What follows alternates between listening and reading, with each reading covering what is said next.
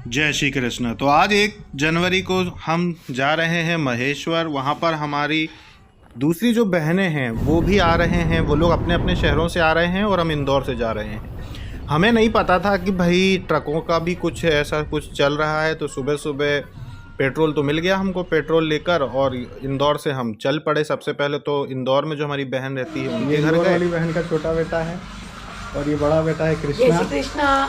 जय श्री कृष्णा। सीधे राधे राधे। अरे वाह, इसको तो आप जानते ही होंगे, नटखट अर्चना। जय श्री कृष्णा। हम लोग साथ में ही जा रहे हैं महेश्वर। बस अब रेडी हैं, तैयार हैं। जैसे ही जिया जी आ जाएंगे तो फिर हम लोग निकलते हैं। तो राजवाड़ा में हमारी बहन रहती है, वहाँ से हम निकले तो अन्नपूर्णा मंदिर के सामने से यहाँ से जाना होता है। अन्नपूर्णा मंदिर अंदर बहुत सुंदर है, लेकिन अभी क्योंकि हमको जाना है इसलिए हम वहाँ का नहीं बना रहे हैं।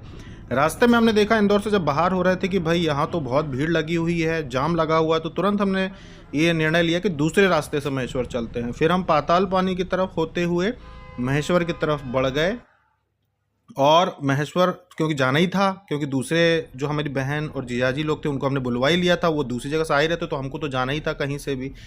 तो हमने अंदर ही अंदर फिर यहाँ पे जाम गेट है। ये जाम गेट जो है, हमें ऐसा लगता है कि अहिल्याबाई जब महेश्वर की ओर जाते थे तो यहाँ पे विश्राम करने के लिए होगा। यहाँ पे एक चौकी बनाई थी उन्होंने। बाकी और कथाएं बहुत सारी हैं कि भाई ये चौकी थी जहाँ पे सुरक्षा के लिए बनाया था ये गेट, पर ये तो विश्राम के लिए ही होगा, क्योंकि बहुत सारे मार्ग हैं जिनमें से ये मार्ग पे अगर इतना सब कुछ किया है तो ज़रूरी है विश्राम करने के लिए होगा कि यहाँ पर वो अपने सैनिकों के साथ विश्राम करते होंगे और फिर आगे बढ़ते होंगे। क्योंकि पहले के समय में महेश्वर, पहले के समय में अगर देखो आप कि घोड़ा गाड़ी से या रथ से जाने में तो बहुत दूरी होती थी, पर यह है बहुत सुंदर जगह जाम गेट जो है।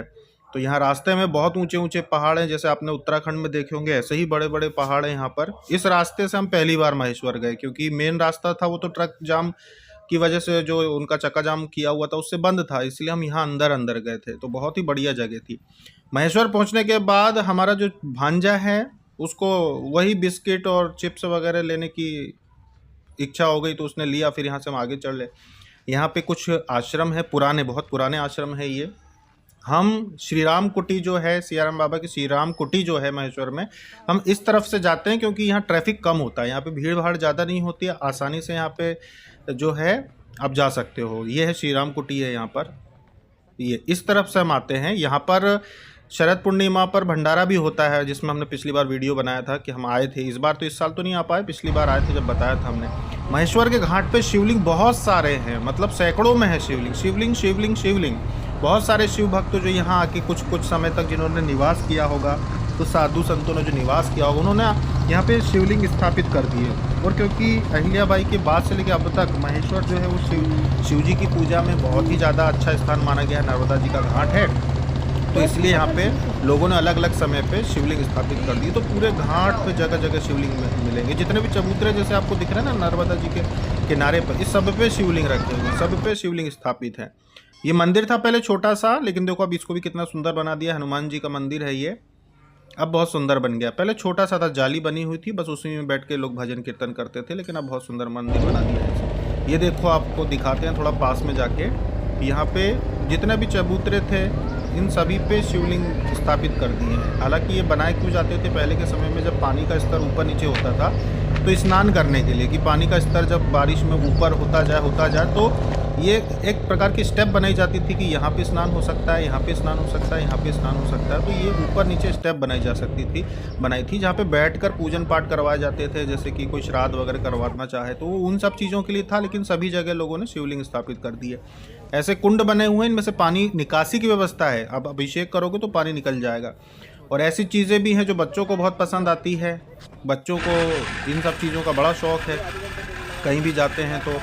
और देसी जो चीज़ें होती हैं, जैसे कि देख रहे हो आप, इसमें दिख रही हैं, ये इन चीज़ों का अपना ही एक लगाव होता है लोगों का कि भाई कहीं भी जाओ तो ऐसी चीज़ें ज़्यादा अच्छी है, बजाय इसके कि कोई वीआईपी चीज़ें आप कहीं देखो कितनी सुंदर शिवलिंग स्थापित है। नंदी और शिवलिंग जगह जगह हैं। महेश्वर में जितने भी मंदिर, इनमें बहुत ही बारीकी से काम किया गया है। इसमें हम अलग से वीडियो बना के बताएंगे कि देखो इसमें क्या क्या बताया गया है, कि कौन कौन सी चीज़ें शुभ होती हैं, कौन कौन सी चीज़ें घर में पवित्र होती हैं। यहाँ देखो आप द्वारपाल दिखाई देंगे, आपको द्वार पे द्वारपाल दिखाई देंगे। झरोखे, यानी कि जो खिड़कियाँ होती हैं ना, वो झरोखे के यहाँ पे आकृतियाँ बनाई गई हैं। यहाँ पे शेर और यहाँ पे बैल बनाया गया है, शेर और हाथी बनाए गए हैं, यहाँ पे कमल के फूल बनाए गए हैं। तो बहुत सारी चीज़ें ऐसी होती हैं जो लोगों को पता नहीं होता कि भाई ये घर में ये आकृतियाँ घर में होनी चाहिए, इनसे पवित्रता आती है। तो वो चीज़ हम आपको अलग से वीडियो में बताएंगे विस्तार से, उसके लिए अलग से बड़ा वीडियो बनाइए। देखो द्वार कितना सुंदर है। इसमें द्वार में बहुत ही ये जो झरोके बनाए जाते हैं ना, दोनों साइड आपको खिड़की जैसे दिख रहे हैं द्वारपालों के ऊपर, ये पवित्रता के लिए बनाए जाते हैं। और पहले के समय में इनकी संख्या बताई जाती थी कि अंदर की तरफ कितने झरोके शुभ रहेंगे और बाहर की तरफ कितने झरोके शुभ रहेंगे, ऐसा बताया जाता था। तो ये जो द्वार दिख रहा है आपको, देख सकते हैं यहाँ बाजू में कमरे जैसा भी दिख रहा है। इसमें यहाँ पर अंदर से सुरक्षा के लिए जो व्यक्ति नियुक्त किया जाता होगा वो यहाँ पे अंदर रुकते होंगे, कमरे जैसा है जो ये सोने के लिए यहाँ पे। और ये ऊपर जो आप निशान देख रहे हैं, यहाँ पे दरवाजे फिट किए जाते थे, लकड़ी के बड़े बड़े भारी दरवाजे इसमें फिट किए जाते थे कि इसको अंदर से बंद कर दिया जाए। तो ऐसा नहीं था कि कोई भी अंदर कहीं कभी रात में प्रवेश कर जाए। जब राजा महाराजा जब जीवित रहे होंगे, उनका शासन होगा, उस समय की बात है कि सुरक्षा की दृष्टि से इसको रात में बंद कर दिया जाता था। और हमेशा इसको अब देख सकते हैं लाइट के लिए यहाँ पे दिया लगाने के लिए भी है कि भाई दिया लगाने के लिए ताक बोलते हैं इनको, गांव में ताक बनाए हुए हैं कि इनमें दिए लगाए जाते थे उजाले के लिए। तो ये व्यवस्था की जाती थी। और इसमें स्टेप बनाई जाती है जगह जगह पे, यानी कि पानी अगर बारिश का ऊपर तक आए भी तो और ऊपर आप चले जाएं। इस प्रकार देखो जगह जगह द्वारपाल बनाए गए हैं। ये ऊपर कमल का खिला हुआ फूल का यहाँ पे दृश्य दिख रहा है। तो पवित्रता को देखते हुए ऐसी बहुत सारी चीज़ें हैं जो आपको पता होना चाहिए, जो ऐसे स्थानों पे जाके आप देख सकते हैं कि भाई कौन कौन सी चीज़ों का उपयोग किया जाता था पहले के समय में। अभी तो लोगों को उतना ज्ञान नहीं है, पर देख सकते हैं आप कि यहाँ पे अगर बारीकी से देखेंगे तो समझ में आएगा कि क्या क्या चीज़ें यहाँ दिखाई गई हैं। यहाँ पे बहुत सारे अस्त्रों से जानवरों को, यानी कि जो जंगली जानवर थे उनको मारते हुए भी दिखाया गया कि पहले के समय पे कौन कौन से अस्त्रों से मारा जाता था।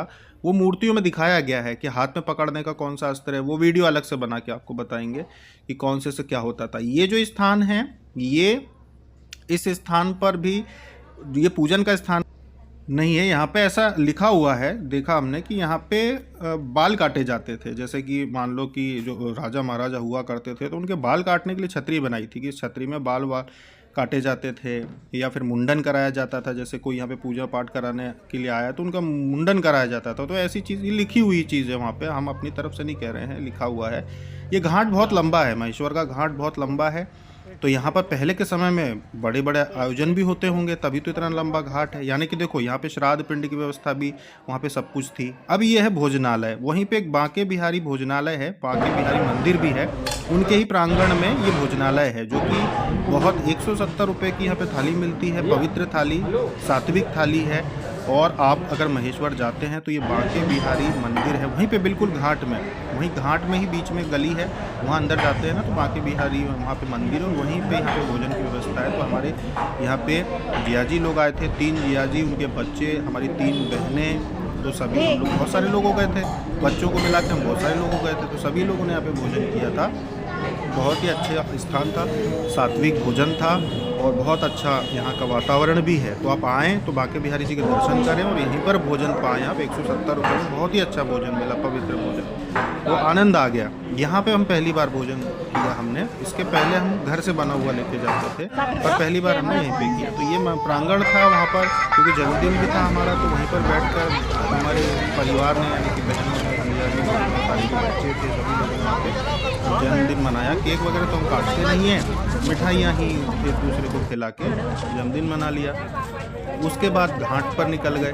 घाट पे निकलते निकलते फिर जो वहाँ का महल है, महल में हम देखने क्या जाते हैं मुख्यतः यहाँ की वही कलाकृति है कि पहले के समय में क्या वहाँ का संस्कृति थी, क्या क्या चीज़ें दिखाई गई हैं वहाँ के दृश्यों में, मूर्तियों में। वातावरण जो होता है ना पहले के समय का, बहुत शांति प्रदान करता है कि राजा महाराजा के समय पे भी कितना सात्विक माहौल हुआ करता है।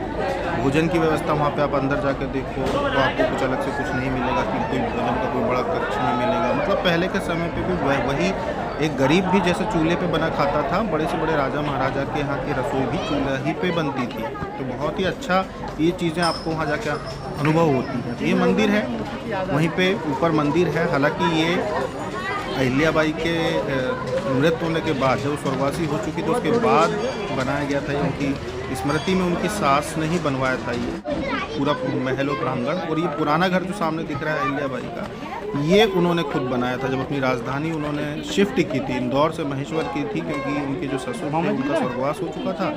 तो बहुत सारे जो होते ना पारिवारिक विद्रोह करने वाले, दिक्कतें पैदा करने वाले, इसलिए उन्होंने शांतिपूर्ण माँ नर्मदा के किनारे उन्होंने अपना राजधानी को यहाँ पे ले आए। और यहीं पे फिर महेश्वर जो है, महेश्वरी साड़ी आपने सुना होगा, तो महेश्वर उनको कारखाने जो थे कपड़ों के यहाँ पे चलवाए और अपनी शिव भक्ति वो करती थी। तो ऐसा कहा जाता है कि जो अहिल्याबाई थी वो माँ नर्मदा से निकले हुए पत्थरों से शिवलिंग बनाकर अपने पूजन स्थान में लाकर और फिर वो पूजन करती थी। यहाँ पे घर भी उनका आप देखेंगे तो वैसा ही है जैसा एक गरीब व्यक्ति का होता है। जैसे गांव में हमने आपको घर बताए थे ना, वैसे ही लकड़ी के खंभे, वैसे ही छत, वैसे ही सब कुछ। तो घर उनका भी इतनी बड़ी रानी महारानी जो पूरे देश में अलग अलग उन्होंने मंदिर बनवाए, काशी में विश्वनाथ मंदिर भी उन्होंने बनवाया अहिल्या देवी ने। और उनका खुद का घर इतना साधारण, लकड़ी और मिट्टी और वैसा ही उन चीज़ों से बना जो साधारण व्यक्ति का घर बनता है। तो उसको घूमने के बाद फिर हम वापस घाट पे आ गए। यहाँ पर बहनों के साथ भांजे और भांजियाँ, दो भांजियाँ हैं, एक भांजी आई थी और बाकी भांजे आए। तो यहाँ पर देखो छोटे छोटे मंदिर, माँ नर्मदा के अंदर जो नाव भी जाती है, क्योंकि सभी ने बात की और जो जियाजी थे वो पहली बार आए थे, क्योंकि वो यहाँ पर नाव पर भी फिर दूर ले जाकर नाव से फिर, क्योंकि घाट और सुंदर दिखता है, तो वो भी फिर हमने घुमाया कि चलो वो भी आप घूम लो तो और अच्छा लगेगा। यहाँ पे जगह जगह मंदिर है, इसलिए आपको यहाँ बहुत ही अच्छा लगता है। जितनी शाम होती जाती है उतना अच्छा लगता है। तो हमको भी यहाँ शाम हो गई, जाने का समय आ गया था, तो चलो भाई अब दीपदान कर देते हैं, उसके बाद घर चल देते हैं, क्योंकि दीपदान करो माँ नर्मदा में, इससे अच्छा और क्या हो सकता है, वो भी शाम का समय। तो भाई शाम के समय पे अपने पितरों के लिए, अपने देवी देवताओं, कुल देवताओं सभी के लिए दीपदान करो, माता को अर्पण करो, इससे अच्छा और क्या हो सकता था। तो हमने भी फिर यहाँ दीपदान के लिए जो है, कुछ ने तो दिए अपने घर से लेके आए थे और कुछ दिए यहाँ पे मिलते भी हैं, तो हमने यहीं से जोत ले ली थी। उसके बाद फिर यहाँ पे दीपदान जिसको जितने करना है, कोई 5 करे, कोई 11 करे, कोई 21 करे, जिसको जितने करने हो। महत्व दीपदान का होता है, संख्या का उससे फ़र्क नहीं पड़ता। तो यहाँ पे हमारे दीदी, जियाजी, हमारी जो बहनें हैं, उन्होंने भांजे भांजी सभी ने यहाँ पे फिर दीपदान किया। एक करके सभी ने यहाँ पे दीपदान किया। दीपदान का तो जैसा हमने कई बार कहा है कि करना चाहिए, कहीं भी आप अच्छे स्थान पे जाओ तो दीपदान का बहुत महत्व होता है, दीपदान करना ही चाहिए। तो यहाँ पर भी दीपदान कर रहे हैं सभी लोग एक करके। स्नान का वीडियो नहीं बनाया, स्नान क्योंकि अलग अलग समय पे किया था। कभी किसी के बच्चे कब कूद गए पानी में, किसी के कब कूद गए। हम लोग ऊपर गए थे तब आधे, जो लोग ऊपर नहीं गए थे वो लोग पहले ही स्नान कर लिए, वो लोग पहले ही कूद गए। फिर यहाँ पे मिठाई खिलाकर जन्मदिन मना लिया सब लोगों ने। केक की प्रथा है नहीं हमारे यहाँ पे, केक वगैरह का तो है ही नहीं, काटते वाटते नहीं है। तो मिठाई खिला के सब लोगों ने आपस में जन्मदिन मना लिया। वहीं पर जयकारे लगा लिए माता के, माँ नर्मदा के। जयकारा शेरावाली का बोल, साचे दरबार की जय।